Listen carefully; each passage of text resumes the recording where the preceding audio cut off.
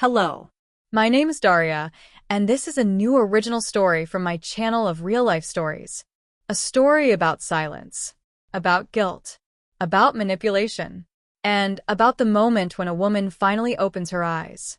Elizabeth was furious with herself. Not angry at him. Not angry at life. Angry at herself. What kind of wife was she? Her husband was lying in a hospital bed. He couldn't go outside by himself.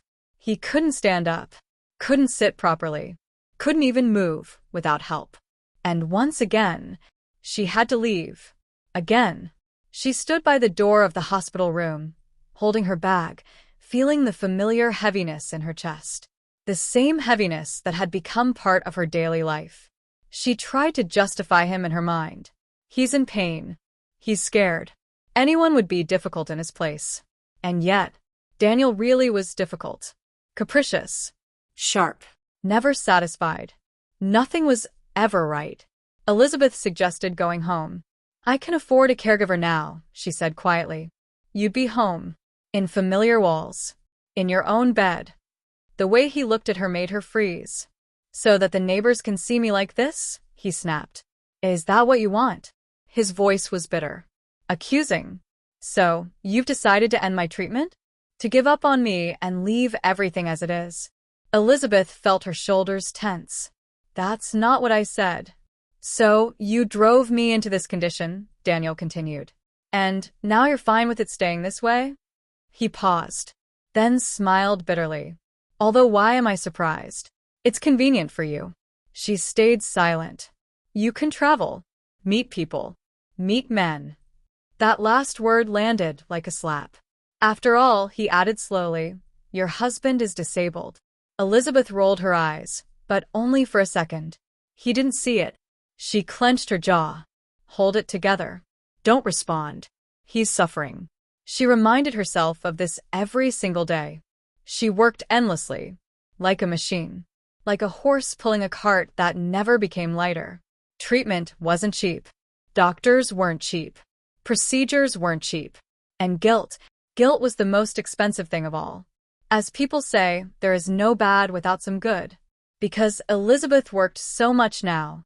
Because she didn't have to sit at home next to a man who believed a wife should always be by her husband's side. Her career began to rise. Fast. Very fast. In just 6 months, many people already knew her name. They knew her for her iron character, for her directness, for her sense of justice. Her business grew. Contracts followed one another. Meetings, trips, long nights. And she had no intention of stopping. But Daniel's condition. It happened after one of their arguments. And they had been arguing a lot lately. Too much. That evening, Elizabeth asked a simple question. Where did the money go again? Daniel exploded. Do I have to report every penny to you? These aren't pennies. And you don't earn them anyway. That hurt. You're not interested in working, he added coldly. Daniel, how many times are we going to talk about this? I will not work under your supervision. And there's no decent job out there anyway.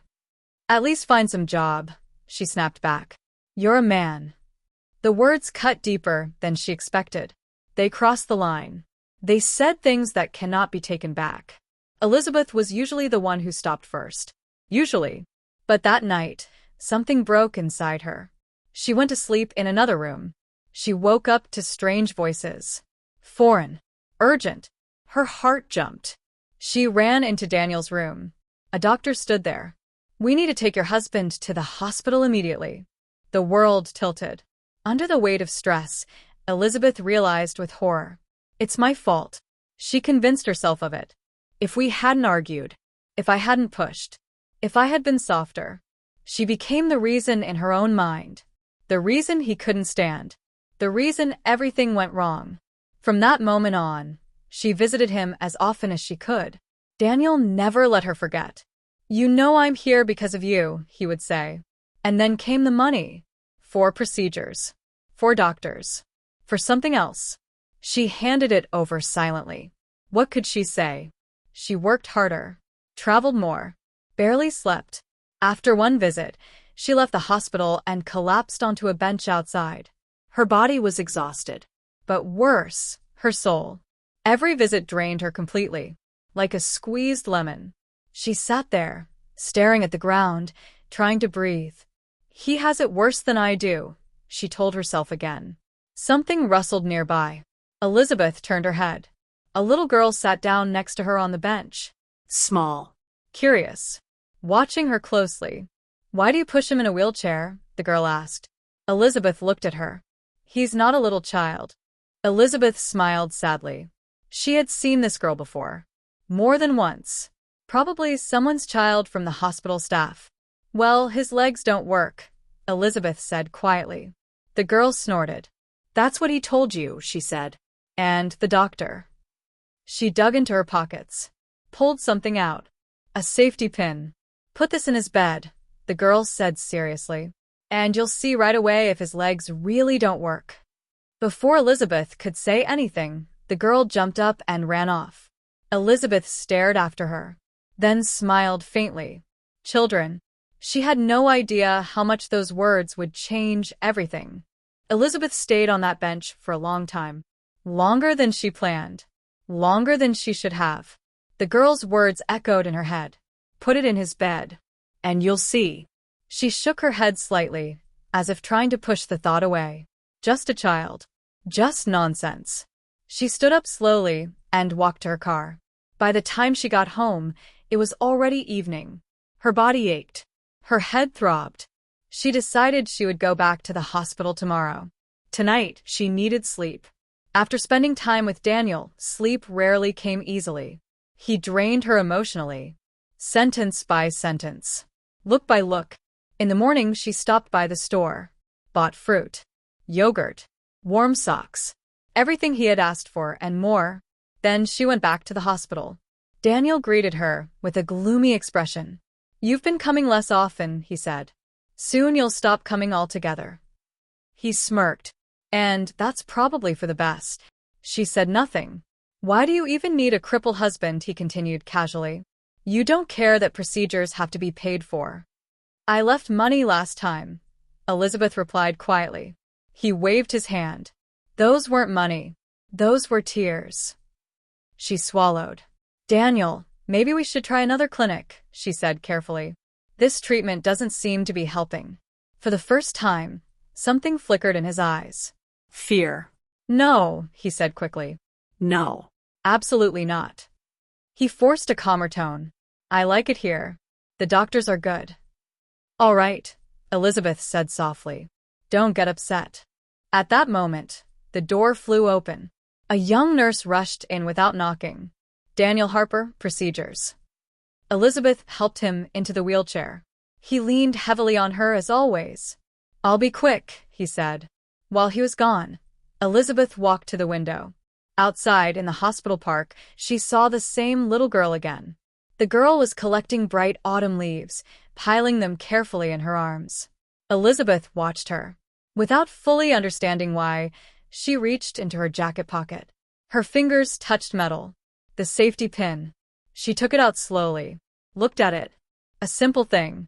Ordinary. And yet, she placed it gently on Daniel's bed. Her heart was pounding. Daniel returned about 15 minutes later. That was fast, she thought. She helped him back onto the bed. He turned suddenly and screamed. He jumped up. Jumped. Stood. Ran to the window. Elizabeth didn't move. She didn't scream. Didn't gasp. She just looked at him. And, in that moment, Daniel realized. He was standing. On his own legs. The room went silent. Well, he snapped sharply. Why are you staring? He straightened his back. I had to teach you a lesson, he said aggressively. You've started thinking you're some kind of queen. His words came fast. Too fast. He didn't want her to speak. Didn't want her to ask questions. Elizabeth didn't say a word. She stood up slowly. Walked to the bedside table. Took the stack of money. Put it into her pocket. What are you doing? Daniel shouted. That's my money. She turned toward the door. Strangely, her soul felt calm.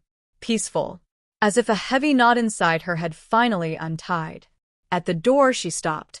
I'm filing for divorce, she said evenly. And I'm hiring a lawyer to recover everything I spent on your fake treatment.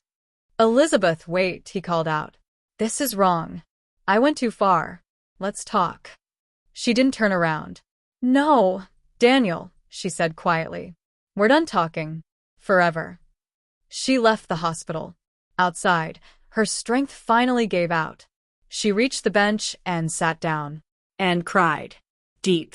Silent. Painful tears. Why like this? Why her? 8 years ago, she had cut off her family. They didn't like Daniel. They warned her. She married him anyway. Stopped talking to everyone. From the very first day, she carried the weight of their life alone. They had no children. Because she knew there was no time. Daniel wouldn't manage if she stayed home. She kept hoping he would grow up. Change. Become responsible. At first, his recklessness seemed charming. Then annoying. She thought he was just lazy. But he turned out to be a liar. A manipulator. A fraud. Why are you crying? A small voice asked. Elizabeth looked up. The little girl was back. In her hands, a large bouquet of colorful leaves. Everything just piled up, Elizabeth whispered. It's hard being an adult, the girl said seriously. You can't just do what you want. Elizabeth smiled through tears. What do you want right now? The girl asked. Elizabeth thought. I want to go to my mom, she said softly. Cry on her shoulder. Eat her pancakes. Then go, the girl said simply. I can't, Elizabeth sighed. I hurt her. Then say you're sorry, the girl shrugged. When I fight with my friend, I always say sorry. She handed Elizabeth the bouquet. I have to go. My dad doesn't let me stay here too long. Wait, Elizabeth said. What's your name? Mila, the girl replied. Just Mila. Thank you, Mila. For what? The girl asked, surprised. For the pin. Mila smiled slyly. I knew it would work, she said. When you're not around, your husband walks just fine. And argues with my dad. He always leaves after the hospital closes. Elizabeth clenched her teeth. Enough. She stood up. Took out her phone. Hello, she said calmly. I need the locks changed today. Urgently. That evening, everything was done. Time passed. Not loudly. Not dramatically. Just passed. Elizabeth didn't rush anything anymore. She didn't prove. Didn't explain. Didn't justify herself. She simply lived. Mornings became quieter. Breathing became deeper. Thoughts clearer. Sometimes, late in the evening, she would remember the hospital, the wheelchair, the lies spoken calmly, almost casually, as if deception were a normal part of love. And she realized something important. The most painful lies are not shouted. They are whispered, repeated daily, until you start believing them yourself. Daniel wrote sometimes. Long messages. Apologies. Excuses. She didn't answer. Not out of anger. Out of clarity. Some doors are not meant to be reopened. Her parents watched her closely at first. Carefully. As if afraid she might disappear again. But Elizabeth stayed. She cooked with her mother. Walked with her father. Learned to be a daughter again, not a savior, not a provider, not a shield. Just a daughter. Alex didn't rush her either. He was simply there. Quietly. Reliably. Without pressure. And that was new. Love without fear. Without debt. Without manipulation. Love that doesn't hurt to breathe in.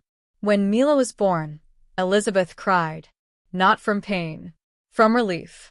As if life had gently said, you're allowed to be happy now. Sometimes, holding her daughter, Elizabeth thought about the little girl in the hospital park. About a simple question. Why do you push him in a wheelchair? He's not a little child. Children see things clearly. Because they don't explain lies to themselves. That child didn't save Elizabeth. She simply reminded her of something Elizabeth already knew, but was too afraid to admit. That love should not cost her dignity. That guilt is not devotion. That sacrifice is not the same as care. Elizabeth learned something else too. You don't have to destroy yourself to prove that you love someone. And you don't have to stay broken just because you once promised. Life doesn't punish forever. Sometimes it just waits until you are ready to choose yourself. Elizabeth finally did, and that was the real beginning.